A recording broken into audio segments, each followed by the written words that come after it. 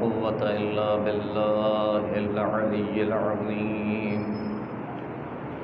حسبنا الله ونعم الوكيل ونعم المولى ونعم النصير.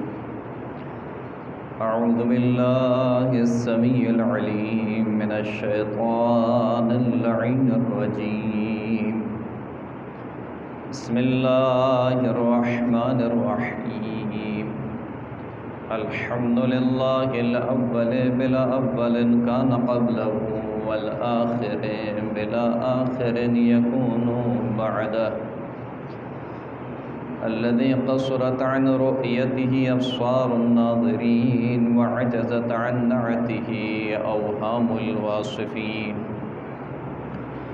ثم الصلاة والسلام على أشرف الأنبياء والمرسلين وخاتم النبيين سيدنا ونبينا ومولانا ومولى الثقلين جد الحسن والحسين أبي القاسم محمد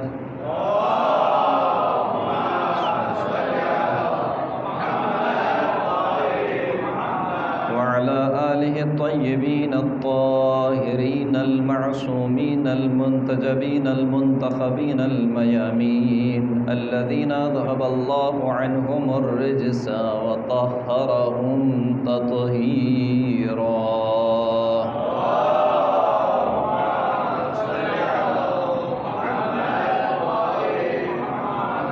واللعنة الدائمة على أعدائهم ومنكري فضائلهم وغاصبي حقوقهم من الآن إلى قيام يوم الدين. أما بعد، فقد قال الله سبحانه وتعالى في كتابه المجيد والفرقان الحميد. بسم الله الرحمن الرحيم. يا أيها الذين آمنوا أطيعوا الله وأطيعوا الرسول وأولي الأمر منكم، فإن تنازعتم في شيء فردوه إلى الله والرسول، ذلك خير لكم إن كنتم تؤمنون بالله واليوم الآخر، ذلك خير وأحسن تأويلا. صلاة پڑھیں محمد وآل محمد.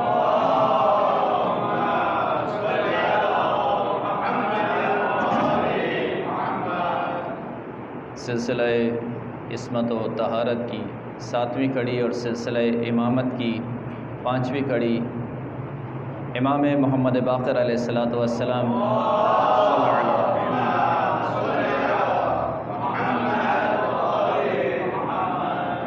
پردرد شہادت کے موقع پر بالخصوص آپ مومنین کی خدمت میں اور بالخصوص امام زمانہ عجل اللہ تعالی فرجہ شریف کی خدمت میں تعزیت پیش کرتے ہیں. آج کی گفتگو کے لیے جس آیت کو آپ کی خدمت میں ثناء کلام کے طور پر پیش کیا، سورہ مبارکہ نساء کی 59ویں آیت ہے. مشہور و معروف آیت ہے، آپ سنتے رہتے ہیں. میں چاہوں گا کہ اس آیت کے متعلق کچھ معروضات آپ کی خدمت میں عرض کروں اور شہادت کی مناسبت سے کچھ معروضات آپ کی خدمت میں عرض کروں.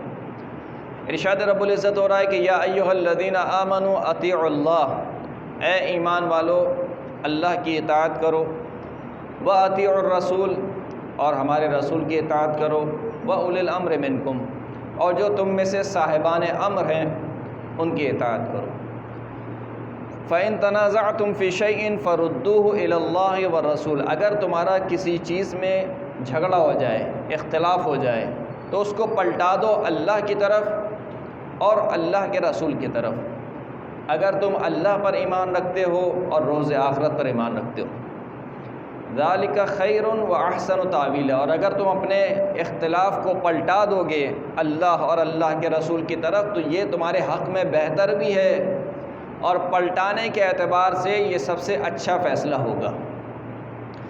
اس آیت میں کچھ نکات ہیں جو آپ کی خدمت میں عرض کرنے ہیں کہ خداوند کریم نے 3 اطاعتوں کو واجب کیا. پہلی اطاعت اللہ کی، دوسری اطاعت اللہ کے رسول کی اور تیسری اطاعت صاحبان امر کی اطاعت.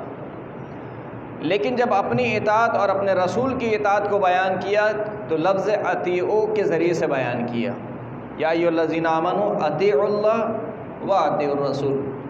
لیکن صاحبان امر کی اطاعت کو لفظ اطیعوا سے بیان نہیں کیا. یعنی اس لفظ کلمہ اطیعوا کو خداوند کریم نے اپنی اطاعت کے لیے استعمال کیا اور اپنے رسول کی اطاعت کے لیے استعمال کیا، صاحبان امر کے لیے استعمال نہیں کیا۔ تو کیا نعوذ باللہ خداوند کریم ہماری طرح گفتگو کرتا ہے کہ کبھی الفاظ کو تکرار کر دیتا ہے، کبھی الفاظ کو نعوذ باللہ کھا جاتا ہے یا نہیں؟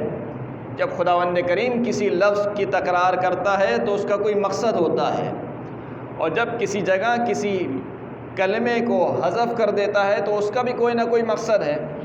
تو اب یہاں پر کیا مقصد ہو سکتا ہے کہ خداوند کریم نے اپنی اطاعت اور اپنے رسول کی اطاعت کو کلمہ اطیعوا کے ذریعے سے بیان کیا؟ اور یہ قرآن مجید کی کوئی ایک آیت نہیں ہے، نہ جانے کتنی آیتیں ہیں کہ جس میں خداوند کریم نے بیان کیا یا ایھا الذین آمنوا اطیعوا اللہ واطیعوا الرسول، اللہ کی اطاعت کرو، اللہ کے رسول کی اطاعت کرو۔ من یطع الرسول فقد اطاع اللہ، جس نے بھی ہمارے رسول کی اطاعت کی اس نے اللہ کی اطاعت کی۔ تو خداوند کریم کہنا کیا چاہ رہا ہے یہاں پر؟ بالآخر رسول اللہ کی اطاعت وہی اللہ کی اطاعت ہے، تو کیوں بار بار تکرار ہو رہی ہے اس چیز کی کہ اللہ کی اطاعت کرو، اللہ کے رسول کی اطاعت کرو؟ اس کا مطلب ہے کہ کوئی نقطہ ہے جو خداوند کریم بار بار مسلمانوں کو سمجھانا چاہ رہا ہے۔ وہ نقطہ کیا ہے؟ وہ نقطہ یہ ہے، ایک مثال کے ذریعے سے آپ کی خدمت میں عرض کروں کہ خداوند کریم نے اپنے رسول پر وحی نازل کی، اقیموا الصلاۃ وآتوا الزکوٰۃ، نماز کو قائم کرو اور زکوٰۃ دو۔ قرآن مجید میں جگہ جگہ موجود ہے، نماز کو قائم کرو اور زکوٰۃ دو۔ اللہ کے رسول نے بتایا کہ دیکھو نماز کس طریقے سے قائم ہوگی، فجر کی نماز 2 رکعت پڑھنی ہے، ظہر کی نماز 4 رکعت پڑھنی ہے، عصر کی نماز 4 رکعت پڑھنی ہے، مغرب کی نماز 3 رکعت پڑھنی ہے، عشاء کی نماز 4 رکعت پڑھنی ہے۔ کہا کہ زکوٰۃ دو، کہ زکوٰۃ کتنی چیزوں پر واجب ہوگی؟ رسول اللہ نے بتایا۔ کس کس نصاب سے واجب ہوگی؟ رسول اللہ نے بتایا۔ کہیں بھی قرآن میں اس کا آپ کو ذکر نہیں ملے گا۔ تو اللہ کی اطاعت ہوگی اقیموا الصلاۃ میں۔ اب اگر کوئی شخص رسول اللہ کے سامنے کھڑا ہو کر کہے کہ اللہ نے تو حکم دیا ہے کہ نماز کو قائم کرو، تو اب چاہے میں فجر کی 4 رکعت پڑھوں یا 5 رکعت پڑھوں، نماز تو قائم ہو گئی۔ کہا نہیں، اطیعوا اللہ واطیعوا الرسول، جس طریقے سے اللہ کی اطاعت واجب ہے بعین ہی اسی طریقے سے ہمارے رسول کی اطاعت واجب ہے۔ تو یہ جو جگہ جگہ خداوند کریم تاکید کر رہا ہے کہ ہمارے رسول کی اطاعت واجب ہے، اس کی وجہ کیا ہے؟ اس کی وجہ یہ ہے کہ مسلمان عقیدہ توحید میں اتنے آگے نہ نکل جائیں کہ کہیں کہ بس اللہ ہے اور اللہ کے علاوہ کچھ نہیں ہے۔ جو شیطان کا نظریہ ہے کہ خدایا تیری بارگاہ میں جھکوں گا، تیرے علاوہ کسی آگے نہیں جھکوں گا، خداوند کریم نے کہا کہ نہیں، جس کے آگے میں جھکا رہا ہوں اس کے آگے بھی جھکنا گویا میرے آگے جھکنا ہے۔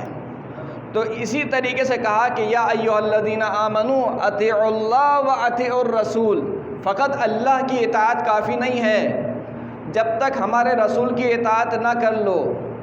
لہٰذا قرآن مجید میں جگہ جگہ خداوند کریم نے اپنی اطاعت کے ساتھ رسول اللہ کی اطاعت کو بیان کیا، یہاں تک کہ معصیت میں بھی اپنی معصیت کے ساتھ رسول اللہ کی معصیت کو بیان کیا۔ کچھ آیات آپ کی خدمت میں عرض کرنا چاہتا ہوں، صلوات پڑھ دیجیے محمد و آل محمد۔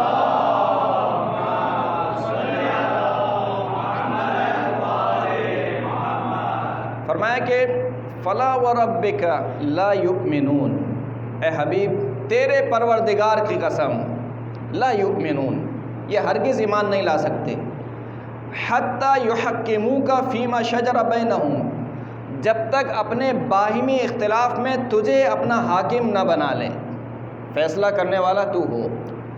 اور صرف حاکم بنا لینا کافی نہیں ہے، پھر جو تو فیصلہ سنا دے، ثم لا یجدوا فی انفسہم حرجا مما قضیت، پھر اس کے بعد جو تو فیصلہ سنا دے اس فیصلے کے متعلق دل میں کوئی کجی نہ آنے پائے کہ رسول اللہ نے میرے حق میں صحیح فیصلہ نہیں کیا، نہیں، وَيُسَلِّمُوا تَسْلِيمًا، اتنا بھی کافی نہیں ہے، رسول اللہ کے فیصلے کے آگے 100% سر تسلیم خم ہو جائے، یعنی جو رسول اللہ نے فیصلہ کر دیا ہے وہ سر اور آنکھوں پر۔ ما كان لمؤمن ولا مؤمنة اذا قضى الله ورسوله ان يكون لهم الخيرة من امرهم ومن يعص الله ورسوله فقد ضل ضلالا مبينا۔ کسی مومن کو اور کسی مومنہ کو یہ حق حاصل نہیں ہے کہ جب کسی معاملے میں اللہ فیصلہ سنا دے اور اللہ کا رسول فیصلہ سنا دے. اذا قضى اللہ امرا ورسولہ، جب اللہ اور اللہ کا رسول کسی معاملے میں فیصلہ سنا دے تو ہر مومن کا حق سلب ہو جاتا ہے اور ہر مومنہ کا حق سلب ہو جاتا ہے. اور جو شخص بھی اللہ کی معصیت کرے اور اللہ کے رسول کی معصیت کرے، یہاں پر بھی دو معصیت کو الگ الگ بیان کیا. اللہ کی معصیت الگ ہے، اللہ کے رسول کی معصیت الگ ہے. جس نے بھی اللہ کی معصیت کی اور اللہ کے رسول کی معصیت کی تو وہ کھلی ہوئی گمراہی میں گمراہ ہو گیا. یعنی جب اللہ اور اللہ کا رسول کسی معاملے میں فیصلہ سنا دے تو کتنا ہی بڑا مومن کیوں نہ ہو اور کتنی ہی بڑی مومنہ کیوں نہ ہو، تو جب مومن اور مومنہ کی نہیں چلتی ہے تو منافق اور منافقہ کی کیا چلے گی؟ صلوات پڑھ دیجئے محمد و آل محمد پر.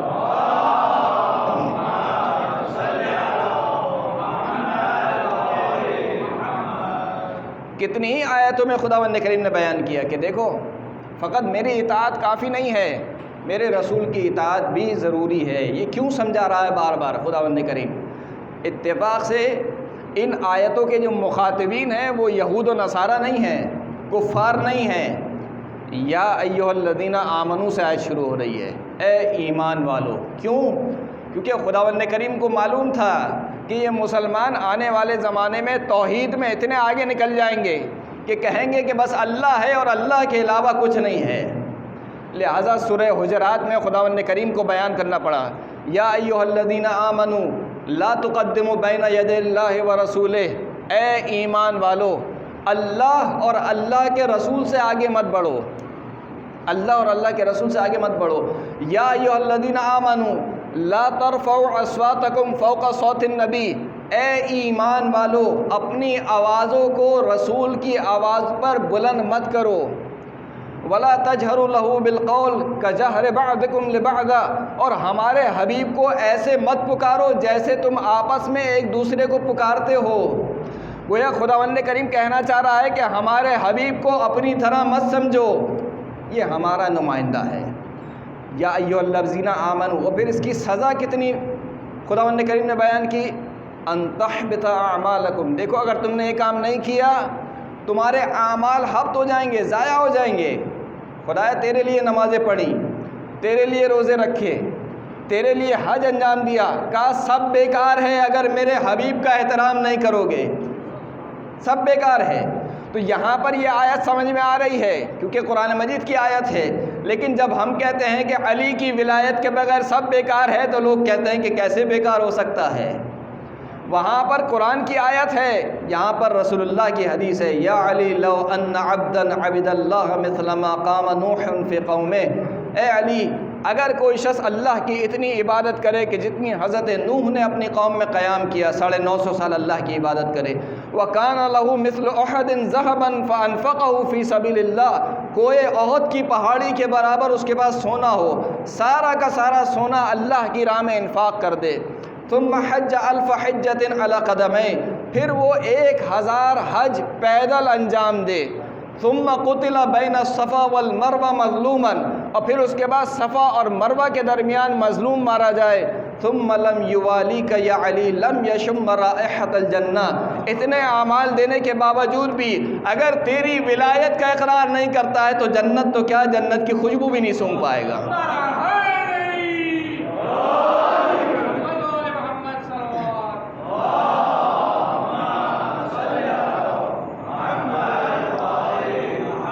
سادہ لو مومنین ہیں جو کہتے ہیں کہ کیسے ہو سکتا ہے، جس طریقے سے وہاں ہو سکتا ہے اس طریقے سے یہاں ہو سکتا ہے. جس طریقے سے خداوند کریم کہہ رہا ہے کہ اگر میرے حبیب کا احترام نہیں کیا، ماننے نہ ماننے کی بات نہیں ہے، یہ بہت بڑا جملہ ہے، ماننے نہ ماننے کی بات نہیں ہے. یعنی ایسا نہیں ہے کہ رسول کو رسول نہیں مانتا، مسئلہ یہ ہے کہ رسول کو اپنے جیسا مانتا ہے. کیونکہ رسول کو اپنے جیسا مانتا ہے، ہمارے حبیب کا احترام نہیں کر رہا، ان تحبط اعمالکم، تمہارے سارے کے سارے اعمال حبط ہو جائیں گے. تو جو رسول کا احترام نہ کرے، اور جو شخص اس ہستی کا احترام نہ کرے کہ جس کی آمد پر سرکار انبیاء اپنی جگہ سے کھڑے ہو جاتے تھے اور اس کے اپنے مقام پر بٹھاتے تھے، اپنی جگہ پر بٹھاتے تھے، کلما دخلت علیہا، جب بھی بی بی فاطمہ الزہرا سلام اللہ علیہا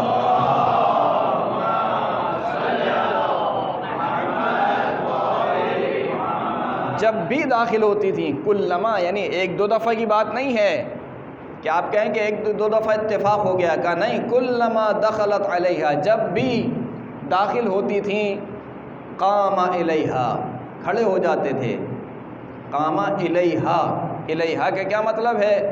یعنی کھڑے ہو نہیں جاتے تھے، اس فقط کھڑے ہو کر فاطمہ کا استقبال کرنے کے لیے لینے جاتے تھے، وَأَجْلَسَهَا فِي مَجْلِسِهِ، اور فاطمہ کو اپنی جگہ پر بٹھلاتے تھے۔ تو جس کا احترام سرکار انبیاء کرتے ہوں، اگر کوئی شخص اس کا احترام نہ کرے اور پھر کہے کہ ہم نمازیں پڑھتے ہیں، ہم روزے رکھتے ہیں، انشاءاللہ بخش دیے جائیں گے، صلوات پڑھ دیجئے محمد و آل محمد پر۔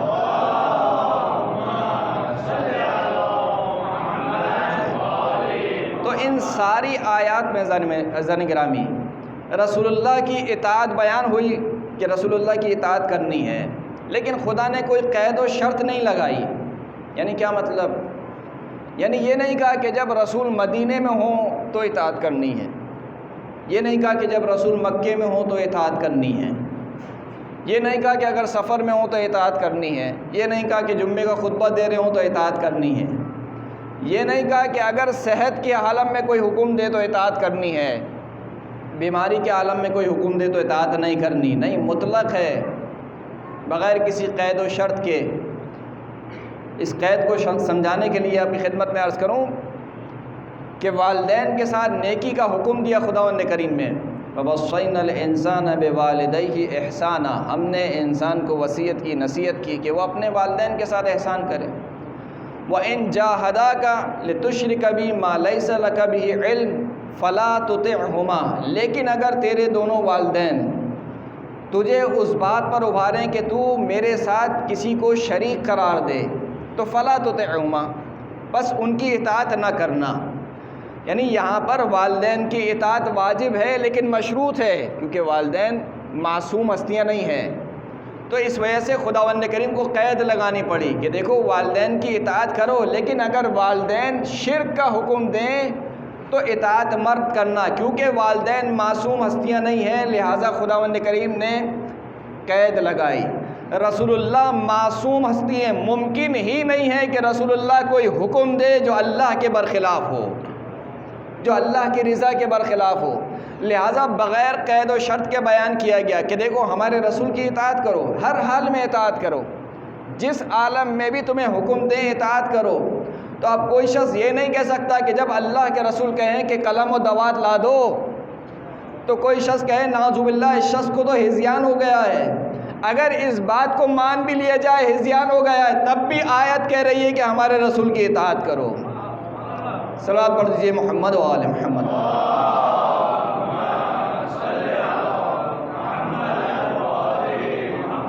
تو اب یہ دو اطاعتیں آپ کو سمجھ میں آ گئی، ایک اللہ کی اطاعت ہے اور ایک اللہ کے رسول کی اطاعت ہے، جس کو لفظ اطیعوا کے ذریعے سے خداوند کریم بیان فرما رہا ہے، الگ سے بیان فرما رہا ہے۔ اس کا مطلب کیا ہے؟ اس کا مطلب یہ کہ خداوند کریم یہ بیان فرمانا چاہ رہا ہے کہ الف لام را کتاب انزلناہ الیک لتخرج الناس من الظلمات الی النور، اے حبیب ہم نے تیری طرف کتاب کو نازل کیا تاکہ تو لوگوں کو گمراہی سے نکال دے نور کی طرف۔ کتاب ہم نے نازل کی ہے، لیکن گمراہی سے کون نکالے گا؟ رسول اللہ نکالیں گے۔ انا انزلنا الیک الذکر لتبین للناس ما نزل الیہم، اے حبیب ہم نے تیری طرف ذکر کو نازل کیا، کیوں نازل کیا؟ لتبین للناس، تاکہ تو بیان کرے گا کہ ان کی طرف کیا چیز نازل ہوئی ہے۔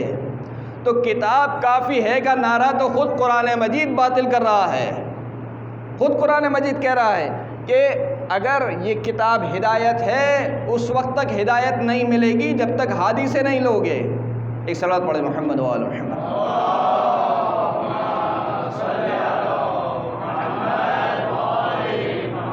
تو رسول اللہ مبین قرآن ہیں، مفسر قرآن ہے، ہادی قرآن ہے، لہذا اگر قرآن مجید کو رسول اللہ سے نہ لیا گیا اور کوئی شخص یہ کہے کہ فقط کتاب خدا کافی ہے،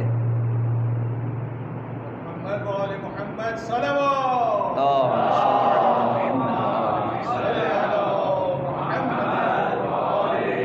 تو اس کا مطلب یہ ہے کہ نہ اس نے قرآن کو سمجھا ہے نہ رسول اللہ کو سمجھا ہے۔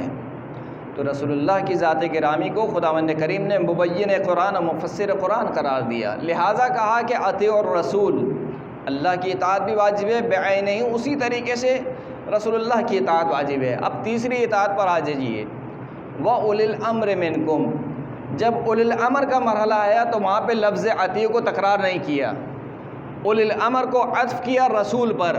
یعنی کیا مطلب؟ اب لوگ بحث کرتے ہیں کہ یہاں پر صاحبان امر سے کیا مراد ہے۔ مسلمانوں کے درمیان کچھ 11 اقوال پائے جاتے ہیں کہ یہاں پر صاحبان امر سے کیا مراد ہے۔ کچھ لوگ کہتے ہیں کہ یہاں پر صاحبان امر سے مراد کہ جن کو رسول اللہ نے جنگوں میں اور غزوات میں امیر بنا کر بھیجا وہ مراد ہے۔ کچھ لوگ کہتے ہیں کہ یہاں پر صاحبان امر سے مراد علماء ہیں۔ کچھ لوگ کہتے ہیں کہ یہاں پر صاحبان امر سے مراد حاکم وقت ہے، یعنی جو بھی آپ جس جگہ بھی رہ رہے ہیں، جو بھی مسلمان حاکم ہے وہ صاحب امر ہے، لہٰذا اس کی اطاعت واجب ہے آپ کے اوپر۔ یہ بڑا عجیب نظریہ ہے۔ کچھ عرصہ پہلے جب کسی ایک جنرل کی حکومت تھی پاکستان میں اور جلسہ منعقد کیا گیا، اس جلسے میں کی ابتدا کے لیے قاری قرآن کو بلایا گیا تو اس قاری نے اسی آیت کی تلاوت کی، یا ایھا الذین آمنوا اطیعوا اللہ واطیعوا الرسول واولی الامر منکم۔ یعنی کیا مطلب؟ یعنی صاحبان امر سے مراد کون ہے؟ یہی شخص جو حکومت کر رہا ہے یہ صاحب امر ہے۔ یہ اہل سنت کا نظریہ پایا جاتا ہے، لیکن قرآن کیا کہہ رہا ہے؟ خود آیت کیا کہہ رہی ہے؟ صاحب امر کون ہونا چاہیے؟ جس طریقے سے رسول اللہ کی اطاعت میں کوئی قید و شرط نہیں ہے، اسی طریقے سے صاحبان امر کی اطاعت میں کوئی قید و شرط نہیں ہے۔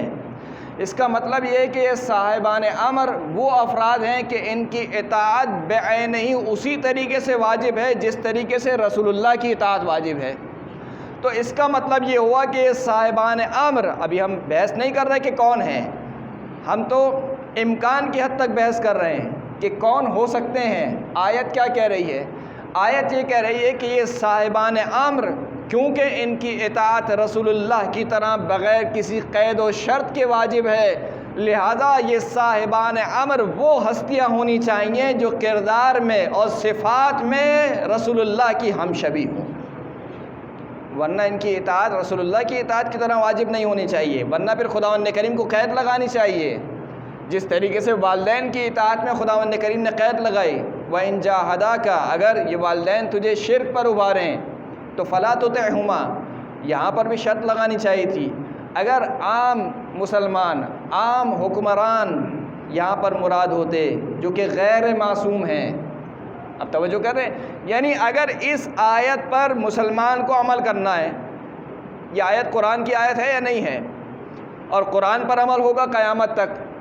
اب اگر آج کا مسلمان اس آیت پر عمل کرنا چاہتا ہے تو اس کو صاحبان امر ڈھونڈنے یا نہیں ڈھونڈنے ہیں؟ یا تو کہے کہ نہیں اس آیت کا مجھ سے کوئی تعلق نہیں ہے، یہ آیت منسوخ ہو چکی ہے، کوئی بھی نہیں کہتا۔ لیکن اگر کہتا ہے کہ نہیں یہ آیت موجود ہے قرآن مجید میں اور یہ اس آیت پر مجھ کو عمل کرنا ہے، تو اس کو ڈھونڈنا پڑے گا، نہیں ڈھونڈنا پڑے گا کہ صاحبان امر کون ہے؟ لہٰذا تلاش کرے ہر مسلمان کہ یہ صاحبان امر کون ہیں کہ جن کی اطاعت کو رسول اللہ کی اطاعت کے بعینہ ہی رسول اللہ کی اطاعت کی طرح واجب کیا گیا۔ دانی گرامی، 5ویں امام کی شہادت کی مناسبت سے یہ مجلس برپا کی گئی ہے۔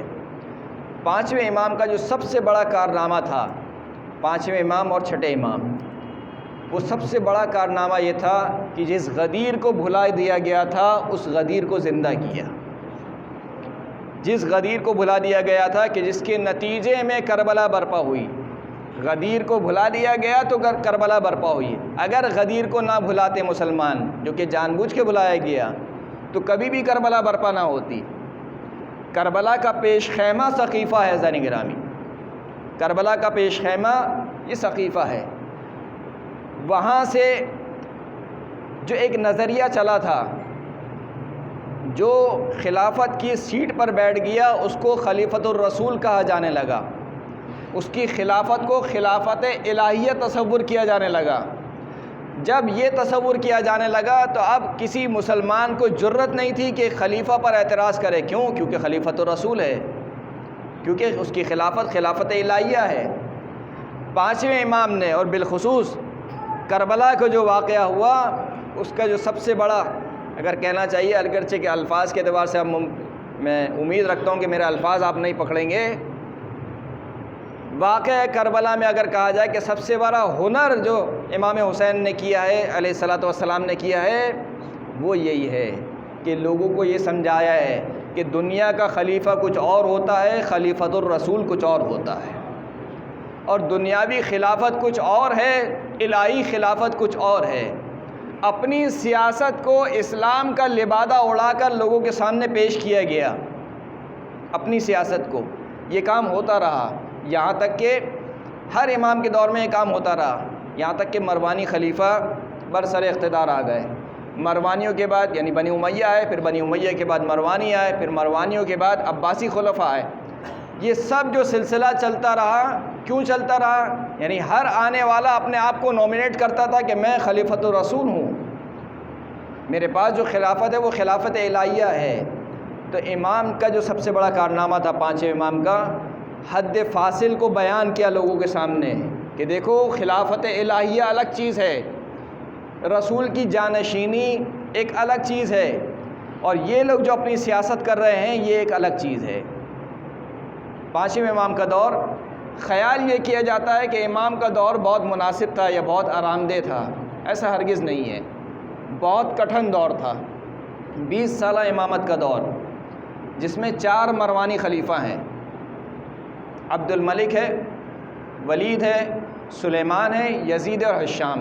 ولید، سلیمان، یزید اور ہشام، یہ سارے عبد الملک کے بیٹے ہیں، چاروں بھائی ہیں، چاروں عبد الملک کے بیٹے ہیں۔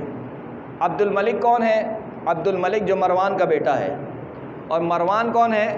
مروان حکم کا بیٹا ہے، حکم بن عاص کا بیٹا۔ اور حکم بن عاص کون ہے؟ حکم بن عاص وہ ہے کہ جو جب رسول اللہ کے پیچھے چلتا تھا تو نعوذ باللہ رسول اللہ کا مذاق اڑاتا تھا، جس کی وجہ سے رسول اللہ نے اس کو جلا وطن کیا، مدینے سے باہر کر دیا تھا۔ اور پہلے خلیفہ کے دور میں بھی اور دوسرے خلیفہ کے دور میں بھی وہ جلا وطن رہا، یہاں تک کہ تیسرے خلیفہ نے بہت زور لگایا کہ رشتہ داری تھی، بہت زور لگایا پہلے اور دوسرے خلیفہ کے دور میں بھی کہ اس کو واپس بلایا جائے، لیکن انہوں نے کہا کہ نہیں، ہم نہیں بلائیں گے۔ یہاں تک کہ جب تیسرے خلیفہ کا دور آیا تو نہ صرف حکم بن عاص کو بلایا گیا بلکہ سیاسی منصب پر بٹھایا گیا۔ یعنی یہ عجیب ہے خلفاء کا طریقہ کار کہ جس کو رسول اللہ اپنی بزم سے اٹھا کر باہر کر دیتے ہیں، یہ اس کو رونق محفل بناتے ہیں، اور جس کو رسول اللہ اپنی رونق محفل بناتے ہیں جناب ابو ذر، ان کو اٹھا کے تبعید کر دیا، باہر کر دیا۔ تو یا تو یہ کہیے کہ خلیفہ پر کوئی وحی نازل ہوتی ہے تو ہم مان لیں گے کہ صحیح ہے، وہ رسول اللہ کی شریعت تھی، وہ منسوخ ہو گئی، لیکن یعنی عجیب مذہب ہے ذانی گرامی، عجیب مذہب ہے۔ آج بھی یوٹیوب پہ کلپ موجود ہے ذاکر نائک کا، وہ کہتا ہے کہ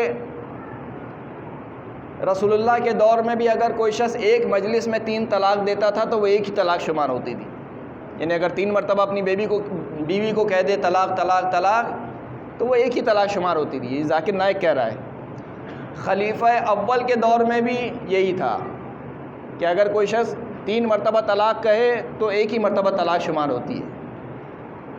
خلیفہ دوم کے بھی کچھ عرصے میں یہی طریقہ کار تھا کہ اگر 3 طلاقیں ایک مجلس میں دی جائیں تو وہ ایک ہی طلاق شمار ہوتی تھی، اور خود کہتا ہے کہ قرآن میں بھی 3 طلاقیں اگر ایک ساتھ دی جائیں تو اس کو ایک ہی طلاق شمار کیا ہے، اس کو کہتا ہے طلاق احسن۔ یہ عجیب اصطلاح ہے طلاق احسن۔ لیکن کہا کہ پھر چونکہ خلیفہ دوم کے دور میں کچھ معاملات ایسے ہو گئے تو انہوں نے کہا کہ نہیں بھائی، جو 3 طلاق دے دے اس کا مطلب ہے 3 طلاقیں ہو گئیں۔ تو کیا خلیفہ دوم پر کوئی وحی نازل ہوئی تھی؟ کوئی الگ سے شریعت آئی تھی؟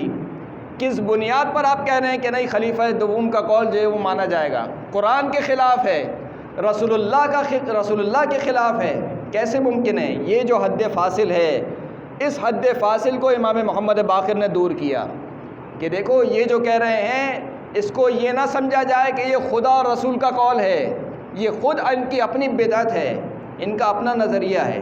لہٰذا پانچویں امام کے دور میں جس چیز کی سخت ترین مخالفت کی امام نے، وہ قیاس، استحسان اور سد ذرائع۔ قیاس، استحسان اور سد ذرائع یہ کیا ہے؟ فقہ میں مثال کے طور پر اپنا ذوق استعمال کرنا، میری عقل یہ کہتی ہے، میں یہ سمجھتا ہوں، یعنی چاہے قرآن و حدیث کے برخلاف ہی کیوں نہ ہو۔ یہ بڑا عجیب نظریہ ہے عزیزان گرامی، یہ جو میں باتیں کر رہا ہوں یہ کوئی ہوائی باتیں نہیں ہیں، سب کچھ موجود ہے۔ مشہور مفتی ہیں، ان کے یوٹیوب پہ بہت کلپ آتے ہیں، سنیے گا کبھی آپ جا کے۔ جھینگا کھانے کے بارے میں ان کا نظریہ سنیے گا۔ وہ کہتے ہیں کہ جھینگا حلال نہیں ہے، کیوں؟ کیونکہ جھینگا کیڑا ہے۔ صحیح چلے مان لیا۔ پھر خود کہتے ہیں کہ ہم بنگلہ دیشیوں کے لیے حلال قرار دیتے ہیں۔ بھائی یہ کون سی شریعت ہے؟ یہ کون سی شریعت ہے جو پاکستانی کے لیے حرام ہے، بنگلہ دیشی کے لیے حلال ہے؟ یہ کون سی شریعت ہے؟ اسے کہتے ہیں ذوق، استحسان، قیاس، اپنا ذوق۔ کیوں حلال ہے؟ کیونکہ وہ کھا کھا کے بہت عادی ہو گئے ہیں، اب ان کے لیے چھوڑنا ممکن نہیں ہے۔ تو بھائی بہت سے لوگ مغرب میں شراب چھوڑنا ان کے لیے ممکن نہیں ہے، ان کے لیے حلال کر دیجئے۔ بہت سے لوگ ہیں ان کے لیے شراب پینا چھوڑنا ممکن نہیں ہے۔ تو کیا فقط اس وجہ سے کہ ایک کام چھوڑنا میرے لیے ممکن نہیں ہے، حلال خدا حرام ہو جائے گا یا حرام خدا حلال ہو جائے گا؟ یہ قیاس و استحسان ہے، جس کو امام محمد باقر علیہ الصلوۃ والسلام نے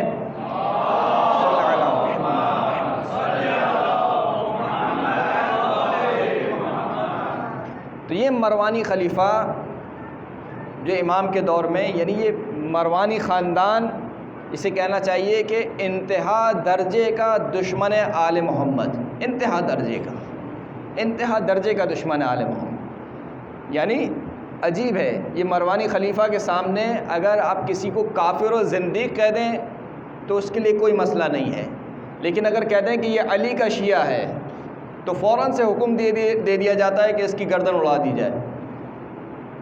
یہ چار خلیفہ امام کے دور میں ہیں۔ ایک خلیفہ کا بیچ میں مختصر دور پڑتا ہے عمر ابن عبدالعزیز کا، وہ بھی 2 سالہ وہ اس میں کچھ اچھے کام ہوئے ہیں۔ مثال کے طور پر کیا کام ہوا کہ 40 سال سے جو مولا کائنات کے خلاف تبرہ ہو رہا تھا اس نے بند کروایا، کہا کہ نہیں یہ تبرہ نہیں ہونا چاہیے۔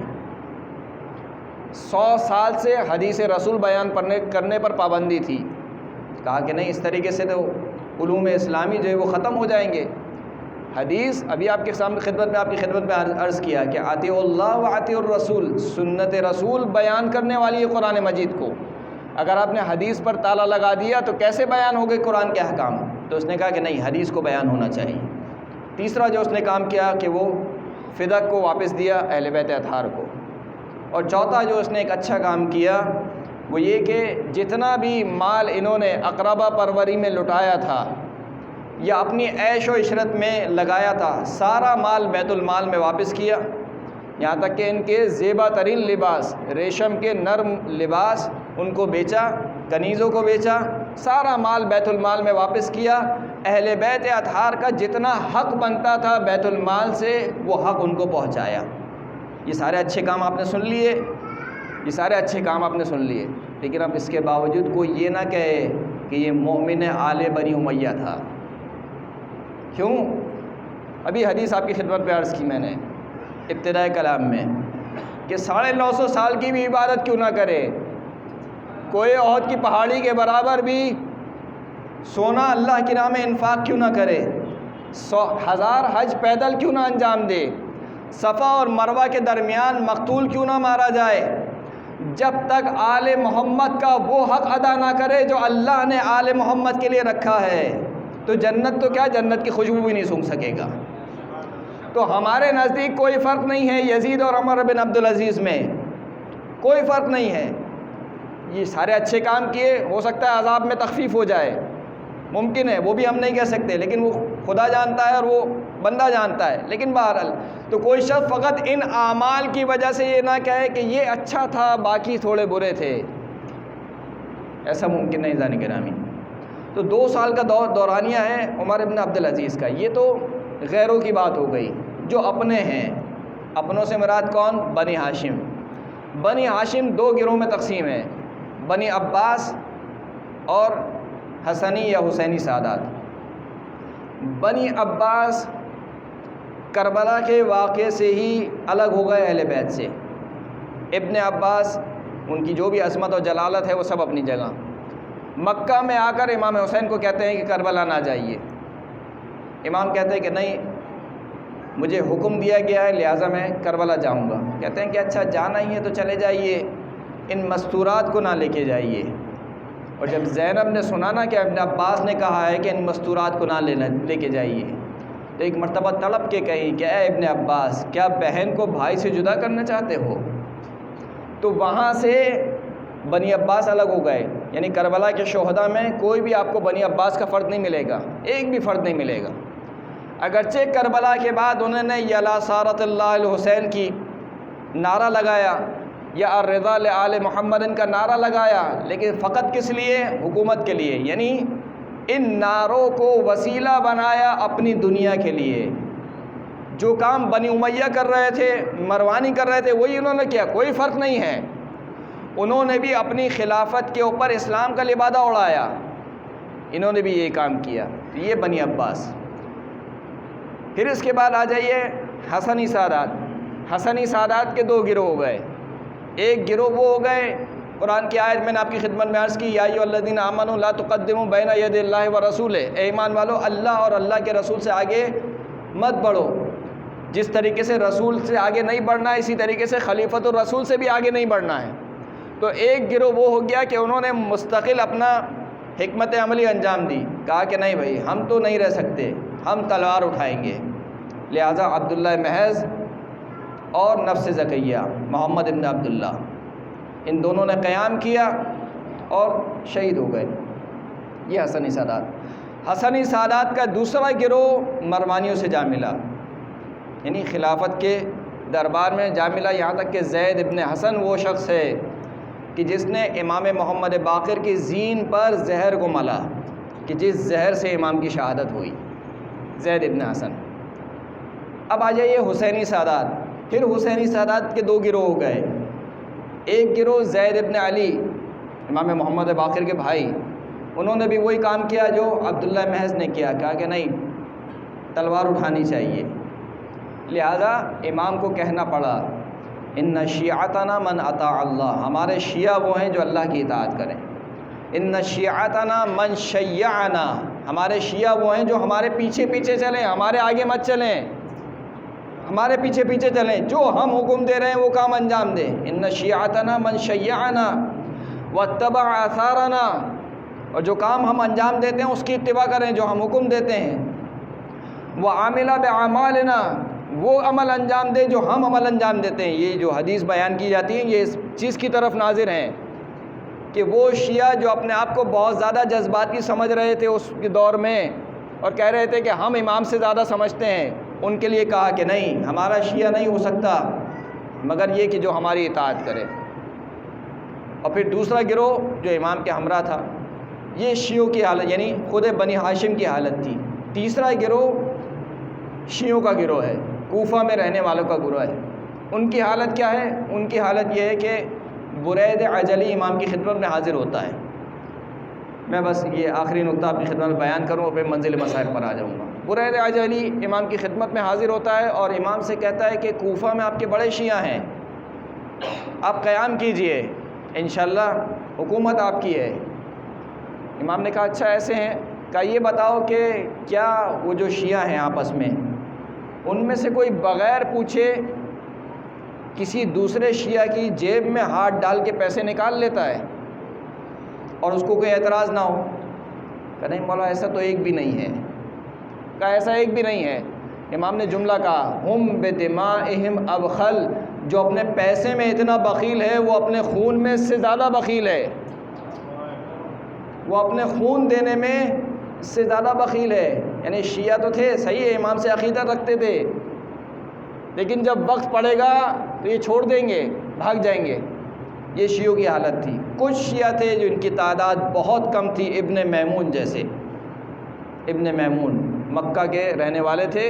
امام نے پوچھا ابن میمون تمہارے جیسے کتنے افراد ہیں مکہ میں؟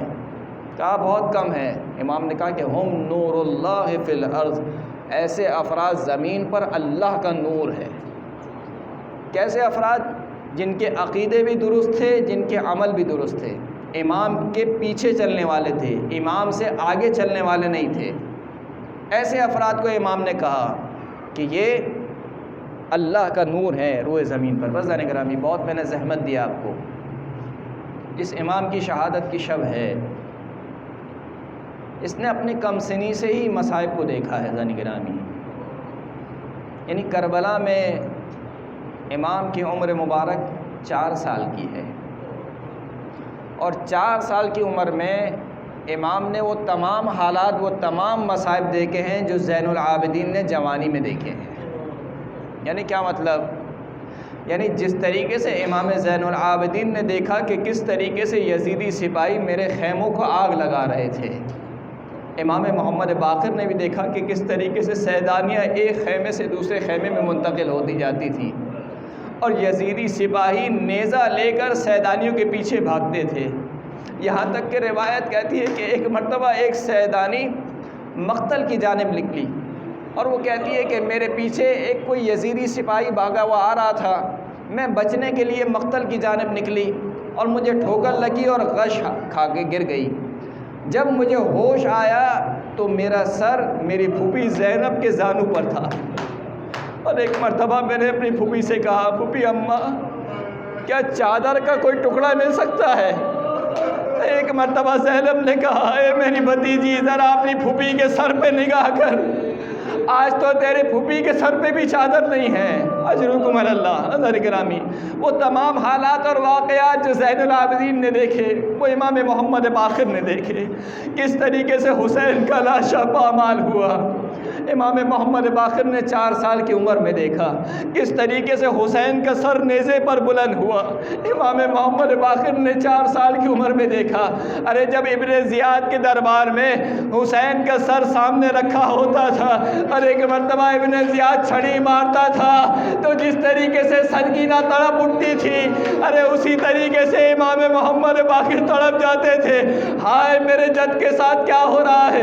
ارے شام کے بازار میں نہ جانے کس طریقے سے امام نے دیکھا، مگر جس طریقے سے زین العابدین نے صبر کیا اسی طریقے سے محمد باقر نے صبر کیا، اپنی پھوپھیوں کو بے مقنع و چادر دیکھا۔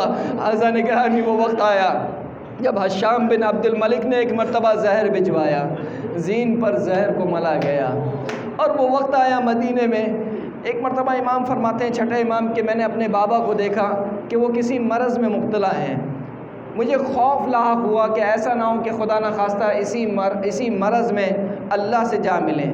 ایک مرتبہ میں نے گریہ کرنا شروع کیا۔ 5ویں امام نے فرمایا کہ اے جعفر صادق گریہ نہ کرو، اس لیے کہ یہ وہ مرض نہیں ہے کہ جس میں اللہ سے جا ملوں گا، لیکن جب دوسرا مرض آئے گا تو اس میں اللہ سے جا ملوں گا۔ اور جب وہ وقت آیا تو ایک مرتبہ چھٹے امام نے اپنے بابا کو دیکھا، اور بابا نے کہا کہ یا جعفر صادق آؤ میں تمہیں کچھ نصیحتیں کر دوں۔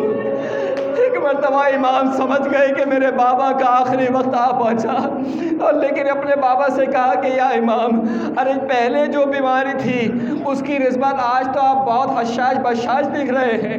ایک مرتبہ میرے امام نے کہا کہ اے جعفر صادق، کیا دیوار کے پیچھے سے میرے بابا کی آواز نہیں سنتے ہو کہ امام زین العابدین پکار رہے ہیں کہ اے محمد باقر، ارے جلدی میری بارگاہ میں آ جاؤ۔ ارے آپ روایتیں سنتے ہیں نا، جب بھی کسی مومن کی موت واقع ہوتی ہے ائمہ اطہار تشریف لاتے ہیں اور ان کو دلاسا دیتے ہیں۔ ارے جب ائمہ کی موت واقع ہوتی ہے تو پنجتن پاک تشریف لاتے ہیں، لیکن جب حسین کے سینے پر شمر سوار تھا تو ایک مرتبہ اجڑی ہوئی ماں کھڑی ہوئی تھی اور کہہ رہی تھی میرے ماجائے پر خنجر مت چلا، مگر ہائے وہ سوکھا گلا، ارے ہائے شمر جو حسین کے سینے پر سوار تھا، ایک مرتبہ گیسوں میں ہاتھ ڈالا، ارے پشتے گردن سے 13 ضربتوں سے حسین کا سر جدا کیا گیا۔ امام محمد باقر نے ایک مرتبہ وصیتیں کرنا شروع کی، اے جعفر صادق، ارے مجھے تم غسل دینا، مجھے تم کفن دینا۔ میں کہوں گا امام، ارے جوان بیٹا موجود ہے نا، جوان بیٹے کو نصیحتیں کر رہے ہیں، اور صرف یہ وصیت نہیں کی کہ مجھے غسل دینا، مجھے کفن دینا، بلکہ کچھ اور وصیتیں بھی کی۔ کہا کہ اے جعفر صادق، ارے 10 سال تک میرے مال میں سے کچھ نوحہ پڑھنے والوں کو بلانا، جو حج کے موسم پر مجھ پر نوحہ پڑھے، اور میرے مال میں سے میری قبر پر ایک چراغ جلانا۔ میں کہوں گا یا امام، آپ نے اپنے بیٹے کو وصیت کی تھی میری قبر پر چراغ جلانا، مگر ہائے چراغ تو دور کی بات، ارے قبر پر کوئی سلام کرنے والا بھی نہیں ہے۔ میں کہوں گا امام، آپ کا بیٹا جوان ہے، جوان بیٹے کو وصیتیں کر رہے ہیں۔ ہائے حسین، جس کے کربلا میں 2 جوان بیٹے تھے، ایک جوان بیٹے کا لاشا بوڑھے باپ سے نہ اٹھا، ارے دوسرا جوان بیٹا پشتے ناکا سے اپنے بوڑھے باپ کا لاشا دیکھتا رہا، نہ غسل دے سکا نہ کفن دے سکا۔ الا لعنت اللہ علی القوم الظالمین وسيعلم الذین ظلموا أي منقلب ينقلبون۔ مات بحسین۔